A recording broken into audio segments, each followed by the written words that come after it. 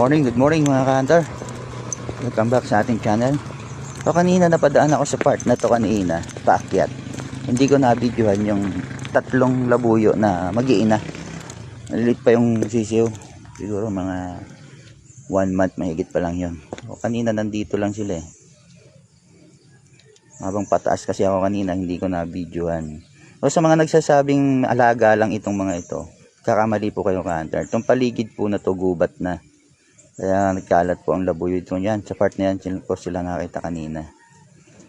Yan, dyan sa part na yan. Pero ayun sila oh. Ayun, buti na lang nandito pa sila. Ayan sila mga ka-hunter. Tingnan nyo.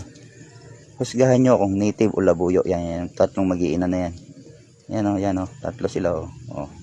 So sige, paakyat na naman sila.